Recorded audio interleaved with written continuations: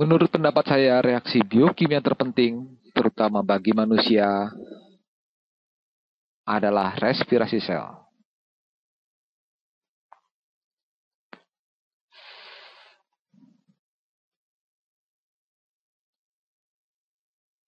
Mengapa saya sangat yakin tentang hal ini? Karena dengan cara inilah kita mendapatkan energi dari makanan yang kita makan. Atau, kalau mau lebih tepat lagi, dari glukosa.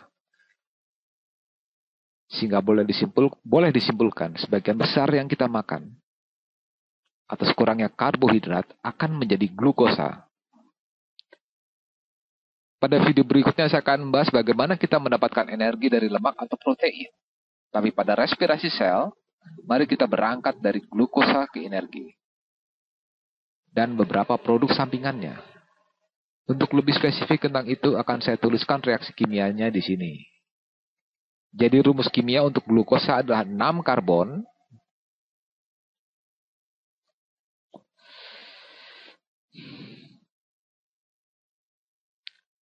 12 hidrogen, dan 6 oksigen. Inilah glukosa. Jadi bila kita punya 1 mol glukosa, bila kita punya 6 mol oksigen molekuler, ini semacam penyederhanaan kasar bagi respirasi sel. Saya kira Anda akan mengerti setelah melihat beberapa video berikutnya bahwa seperti inilah mekanisme respirasi sel itu.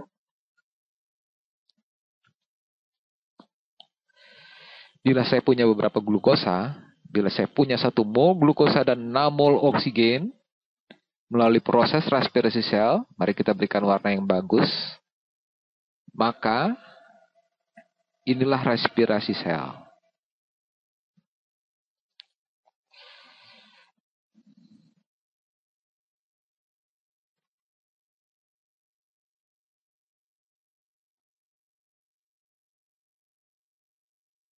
Melalui respirasi sel akan diperoleh 6 mol karbon dioksida, 6 mol air, dan ini bagian yang sangat penting, kita akan menghasilkan energi.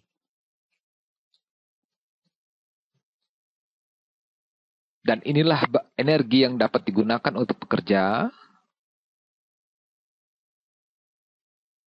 memanaskan tubuh, memberikan denyut listrik di dalam otak kita. Energi apa saja terutama yang dibutuhkan oleh tubuh manusia, walau tidak hanya pada manusia terdapat mekanisme seluler ini, dan bila Anda mendengar kata energi, Anda mungkin berkata, "Hei Sel, bukankah pada video lain Anda menyebut-nyebut soal ATP?"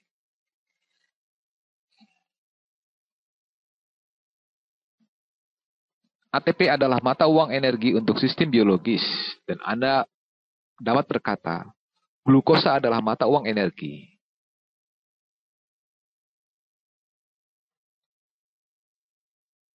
Untuk sistem biologis, dan dalam beberapa hal keduanya benar.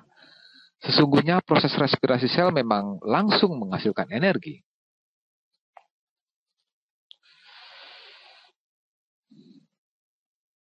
Tapi energi itu digunakan untuk menghasilkan ATP. Jadi bila porsi energi ini akan diuraikan pada respirasi sel di sini, maka sebagian akan menjadi panas dan energi akan memanaskan sel. Dan sebagian lagi akan menghasilkan 38 ATP.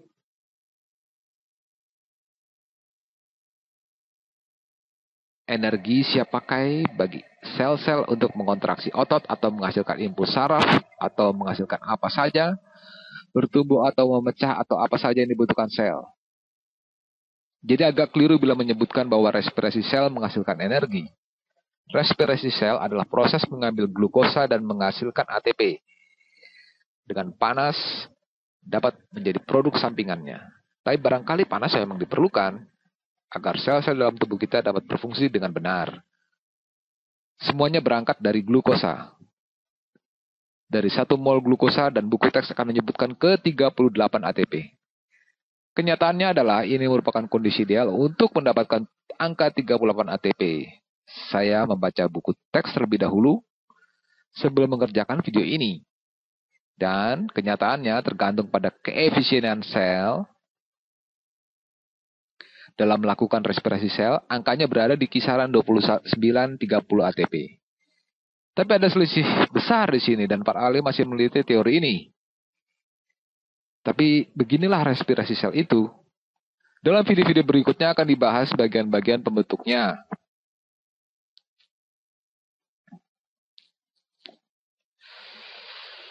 Untuk saat ini saya akan memperkenalkannya agar Anda punya sedikit gambaran tentang bagian-bagian respirasi sel. Bagian pertama disebut glikolisis, yang secara harafiah berarti menguraikan glukosa. Untuk sekedar diketahui, bagian kata gliko adalah untuk glukosa dan lisis berarti menguraikan. Sebagai selingan, pada kata hidrolisis itu berarti menggunakan air untuk menguraikan molekul.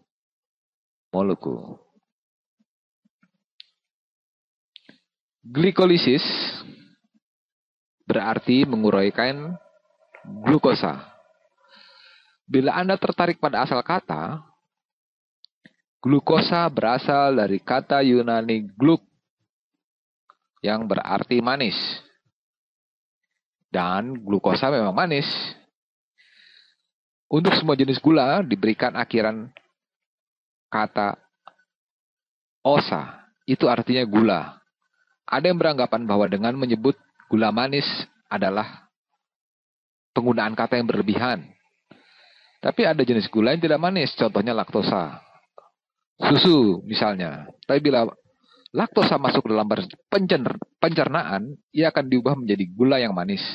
Walau rasanya tidak semanis gluktosa atau fruktosa atau sukrosa. Ini hanya selingan saja. Tahap pertama respirasi sel adalah glikolisis, menguraikan glukosa. Dengan cara menguraikan glukosa dari 6 molekul karbon. Proses ini benar-benar mengambil dari 6 molekul karbon. Saya gambarkan seperti ini. 6 molekul karbon tampak seperti ini. Dan pada dasarnya ini merupakan siklus. Saya perlihatkan seperti apa glukosa itu. Inilah glukosa. Perhatikan ada 1, 2, 3, 4, 5, 6 karbon. Saya mendapatkannya dari Wikipedia. Cari kata glukosa dan muncul diagram ini bila Anda ingin melihat lebih detail lagi.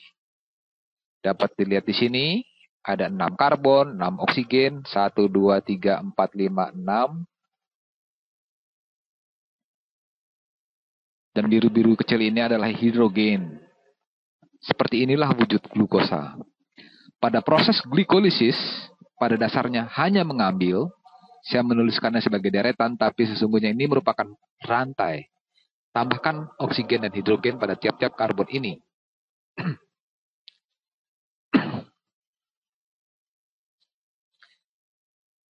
Glukosa mempunyai backbone karbon. Glikolisis memecah backbone karbon menjadi 2. Beginilah proses glikolisis itu. Glukosa dan masing-masing unsur ini diuraikan. Dan saya belum menggambarkan unsur-unsur lainnya. Seperti diketahui, karbon-karbon ini bersenyawa dengan oksigen, hidrogen, dan lain-lain. Masing-masing dari 3 molekul backbone karbon ini disebut pirufat. Pembahasan lebih dalam akan dilakukan pada video berikutnya. Glikolisis membutuhkan 2 ATP dan glikolisis juga menghasilkan 4 ATP. Maka hasil bersihnya adalah 2. Saya tuliskan dengan warna yang berbeda, dihasilkan 2 ATP bersih.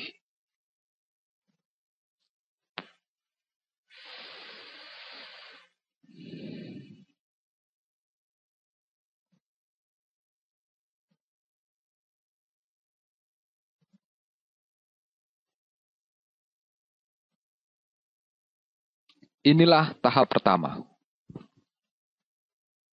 Dan tahap pertama ini dapat seluruhnya terjadi tanpa oksigen. Di kemudian hari saya akan membuat video menyeluruh tentang glikolisis. Dari produk sampingan ini, dengan melakukan sedikit rekayasa akan memasuki apa yang dinamakan siklus Krebs yang menghasilkan 2 ATP.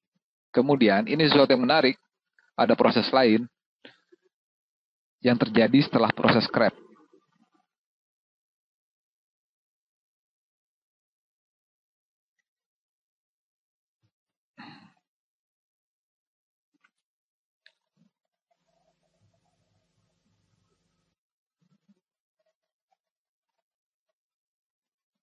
Pada siklus Krebs diperlukan oksigen. Kembali lagi, tahap pertama adalah glikolisis, tidak diperlukan oksigen.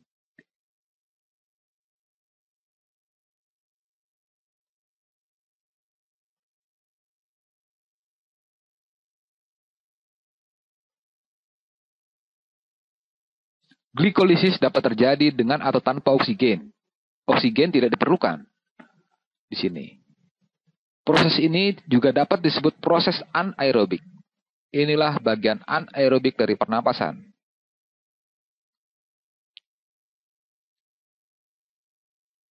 Mungkin saya tuliskan saja di sini, karena pada proses glikolisis tidak dibutuhkan oksigen, proses itu disebut anaerobik. Mungkin Anda pernah mendengar istilah senam aerobik. Pengertian senam aerobik adalah mendorong Anda untuk banyak bernafas karena Anda butuh banyak oksigen untuk melakukan senam aerobik. Sehingga kata anaerobik berarti Anda tidak butuh oksigen. Aerobik berarti dibutuhkan oksigen. Anaerobik adalah lawan katanya, tidak dibutuhkan oksigen. Jadi glikolisis bersifat anaerobik dan dihasilkan 2 ATP bersih. Di sini sedikit disinggung siklus Krebs yang menuntut dilakukannya sedikit rekayasa. Di video berikutnya akan dibahas lebih mendalam. Disinggung sekilas di sini, siklus Krebs bersifat aerobik.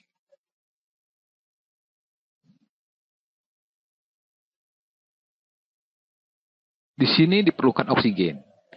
Dan di sini juga dihasilkan 2 ATP. Dan kemudian ini merupakan bagian yang saya anggap waktu saya mempelajarinya cukup membingungkan. Tapi akan saya tuliskan saja seperti diajarkan di sekolah. Dan akan ada sesuatu, di sini terlalu banyak samaan warna yang disebut rantai transport elektron. Pada bagian inilah dihasilkan banyak ATP. 34 ATP. Dan ini juga bersifat aerobik. Dan diperlukan oksigen. Jadi sekarang dapat dipahami bila tidak terdapat oksigen, bila sel tidak mendapat cukup oksigen akan dihasilkan sedikit energi. Tapi jumlah energi yang akan dihasilkan akan jauh bertambah jika Anda memperoleh oksigen. Dan sesungguhnya ketika Anda mulai kehabisan oksigen ini tidak dapat berproses lebih lanjut. Yang terjadi adalah beberapa produk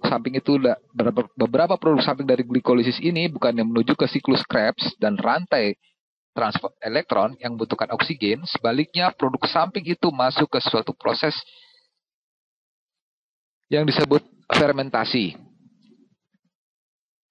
Bagi beberapa organisme, proses fermentasi ini membawa produk samping glikolisis dan benar-benar menghasilkan alkohol. Disinilah alkohol berasal. Ini disebut fermentasi alkohol.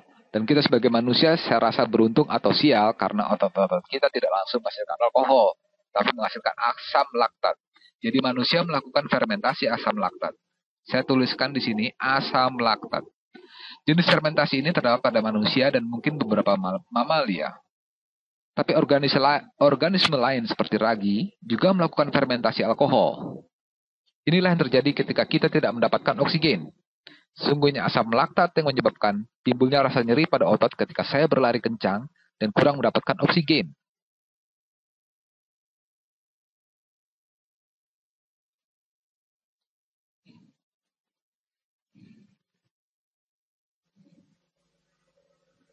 Itu hanya sekadar selingan. Bila terdapat cukup oksigen, kita dapat masuk masuk ke siklus Krebs, mendapatkan 2 ATP, dan masuk ke rantai transport elektron, serta menghasilkan 34 ATP merupakan bagian besar dari apa yang terjadi pada respirasi. Sekarang saya akan menyampaikan satu selingan, karena dalam beberapa hal saya rasa kurang adil, karena ketika terjadi proses glikolisis dan siklus Krebs, keduanya juga menghasilkan molekul-molekul lain.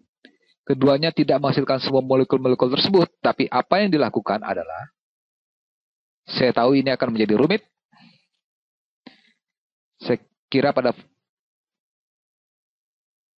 video-video berikutnya akan diperoleh gambaran tentang itu. Dalam 2 bagian. Reaksi ini, glikolisis dan siklus Krebs secara konstan membawa NAD. Saya tuliskan sebagai NAD+, dan ditambahkan hidrogen hingga membentuk NADH. Ini sesungguhnya terjadi untuk 1 molekul glukosa. Ini terjadi untuk 10 NAD, atau 10 NAD+ menjadi NADH. Dan proses itu yang sesungguhnya menggerakkan rantai transport elektron. Saya akan membahas banyak tentang itu dan tentang bagaimana prosesnya, mengapa energi diambil, dan bagaimana ini merupakan reaksi oksidatif dan hal-hal lain relevan tentang apa yang menjalani oksidasi dan apa yang berkurang. Saya hanya ingin memberikan sorotan yang sepatutnya, bahwa glikolisis dan siklus Krebs tidak hanya menghasilkan 2 ATP pada tiap-tiap tahap ini. Keduanya juga menghasilkan sebenarnya mensenyawakan 10 NADH yang masing-masing dalam situasi ideal menghasilkan 3 ATP. Rantai transport elektron. Dan keduanya juga melakukan pada molekul lain yang sangat mirip, yaitu FAD. Di sini dihasilkan FADH. Saya tahu semua ini rumit. Saya akan membuat video pada kesempatan lain. Tapi hal penting pada respirasi sel adalah terjadinya proses pengambilan glukosa dan semacam pengepakan ulang energi pada glukosa dan pengepakan ulang energi dalam bentuk sebagaimana disebutkan dalam buku teks 38 ATP. Bila Anda sedang belajar menghadapi ujian, ingatlah pada angka tersebut. Dalam kenyataannya angkanya memang lebih kecil. Energi juga akan menghasilkan panas. Sungguhnya sebagian besar akan menjadi panas. Tapi pada 38 ATP, prosesnya melalui 3 tahapan. Tahap pertama adalah glikolisis. Sini glukosa diurai menjadi 2 dan dihasilkan beberapa ATP. Namun hal yang lebih penting adalah dihasilkannya beberapa NADH yang nanti akan digunakan dalam rantai transport elektron. Lalu produk-produk samping itu akan diurai lagi pada siklus Krebs yang langsung menghasilkan 2 ATP. Juga dihasilkan banyak NADH. Dan semua NADH ini digunakan pada rantai transport elektron untuk menghasilkan sebagian besar mata uang energi kita atau 34 ATP. Sekian.